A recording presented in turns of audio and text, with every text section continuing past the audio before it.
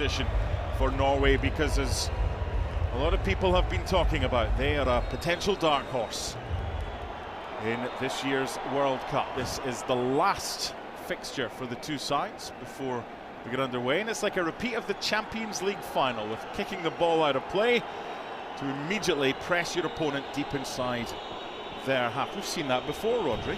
Yes, we've seen that before, but not very often, Mark, and that's why it is still seems strange for all the football fans. A lot of Real Madrid fans in attendance as well, keeping tabs on Brahim Diaz.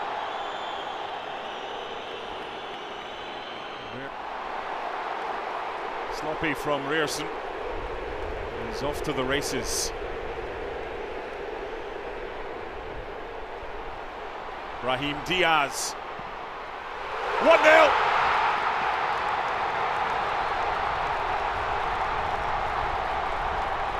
The giveaway by Ryerson. And Maroco go half the length of the field. And their star man gets the 14th goal for his country. Brahim Diaz.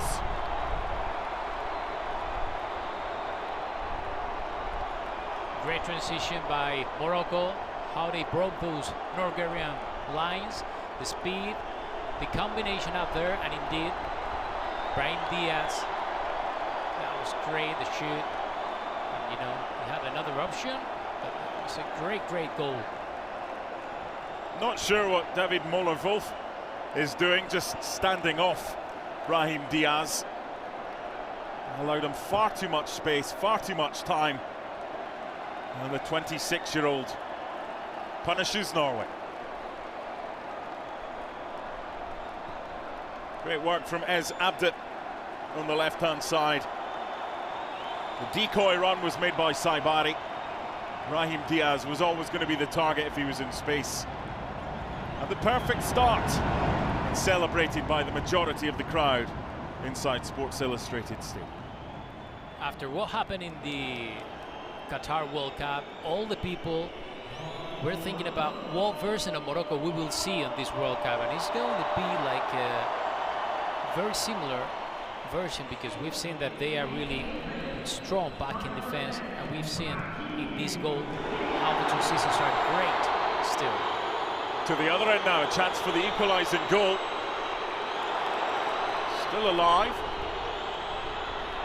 Ryerson couldn't find a teammate initially, and then cleared away by Issa Diop. Tempo continuing, no foul, on we go. Canadian referee perfectly happy with that challenge. This is Surlot now on the left. Good defending, Holland too often in the air, but it's then about having players around him, and they did it so well in qualifying, winning all 8, scoring 37 and only conceding 5. Granted, they had games against Moldova, Estonia and Israel as well as Italy, but this is where they can do something in transition, but their quality so far, Norway, has just lacked. Better. That's what they need, the intensity, which hasn't really been seen.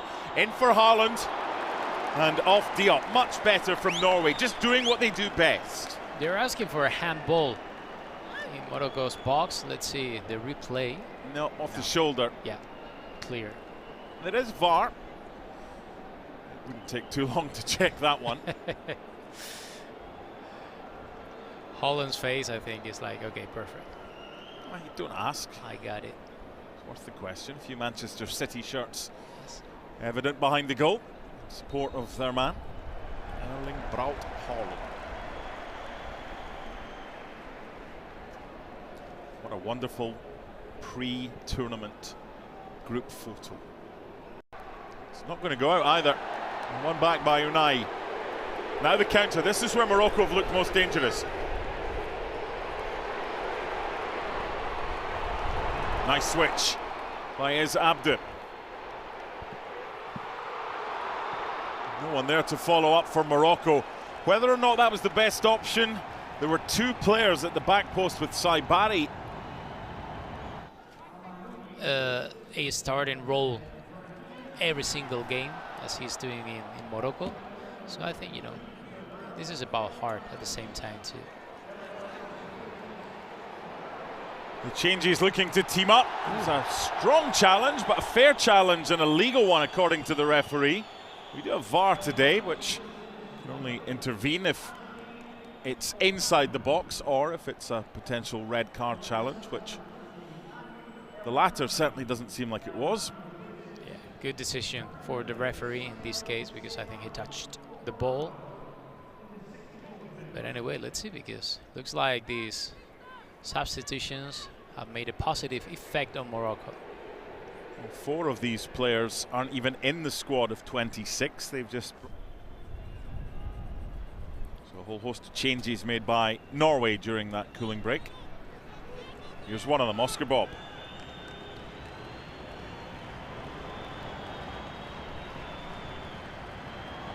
Decent chance, equalising goal, Martin Ødegaard. Morocco just switched off at the back.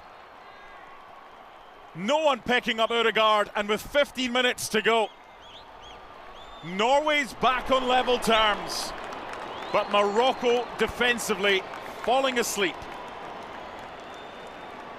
You mentioned before, Mark, Oscar Bob should be in this second half to do something different, and here you have.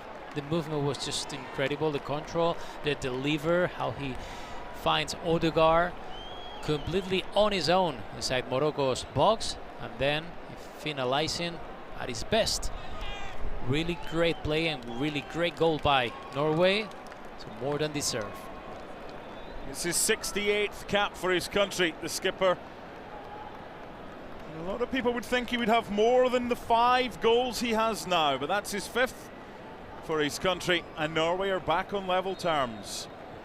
Their substitutes making an immediate impact, with Oscar Bob providing the assist, and Ødegaard, the skipper who's been on since the start, levels things up. And we're tied, just like we were when the sides met for the only other time at the World Cup back in 1998 when it was 2-2. And they want more. Here's Oscar Bob. We're commentating on him just about 10 miles away at Yankee Stadium in the summer of 24 when he was playing pre-season. But this World Cup has been the confirmation that Morocco has a great team, and from now on has to be one to watch in the next World Cups. They take off the giant of Erling Haaland, they bring on the giant of Jürgen Strand Larsen to replace him. In by Rierson, good from Bono.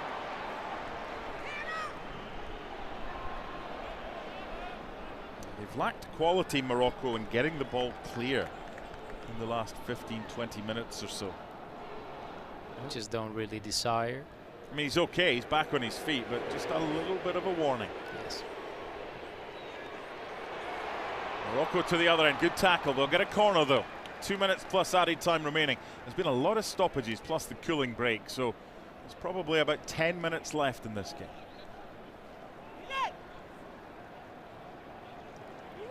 Backup goalkeeper winning his 7th cap, Egil Selvik.